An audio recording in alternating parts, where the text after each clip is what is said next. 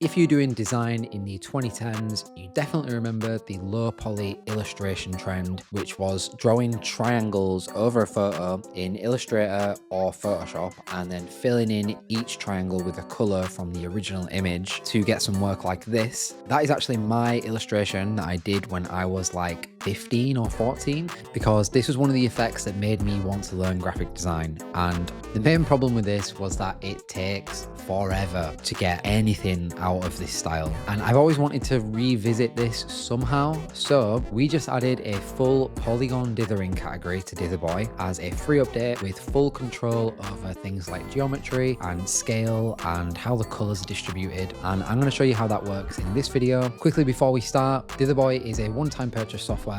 You get lots of free updates like this one I'm going to cover today, and it works for images and animations and videos. And we just overhauled the whole app to make creating stuff like this a little bit easier. I'm also pretty sure that this is a first for dithering. I am certainly not aware of anyone else who has achieved this effect with dithering or even attempted to. So maybe I'm first to this, but also maybe there's a reason no one's tried it. I've got Dither Boy open here and I'm in version 6.0.2. So make sure you get on 602 in order to have access to these effects. And I'm just going to demo this on this image of a face just because some bright colors in this color palette. Obviously you can do this on whatever you want. I'm just going to show you the basics of how this works for now. If you come to category and scroll down now, you will see polygon, and first one that loads up, however you load it up at first, it'll just look like a threshold effect, which is fine. The algorithm I'm going to use to show you how this works is just the standard low poly algorithm. Before doing anything, I'm just going to switch my color palette from monochrome to source, and then I'm going to go from balanced to complete. Then I'm just going to move the scale down so you'll be able to see what I mean and why this is called low poly. Because we've done this with dithering, if you are familiar with Dither Boy, then this is going to be kind of easy for you to get to grips with. In the low poly dithering style, you can choose a triangle type. Isosceles triangle, I've not said this since I was like at school learning maths, but isosceles is the default. You can go for all these other shapes like pyramid, sawtooth, half equilateral, golden triangle, or arrowhead, which kind of looks a little bit like stitching or sewing. But once you've picked the triangle type and the style of polygon dithering that you'd like, there's a couple of options here like pentagon. So if I up the scale here just so you can see the shape, this one uses either full or half pentagons, and you can change where it splits so you can get some like nice cool streaking colors either vertically or horizontally with this one. You can go for tri-poly, which is just the basic polygon algorithm that we started with. The other ones are kind of derived from this one, so I wanted to leave it in. And then you can go for a hexagon one that looks a little bit like beehive-y as well. There is a different dithering algorithm in Dither Boy called beehive that works differently to this, that also works on hexagons. But if I go to low poly,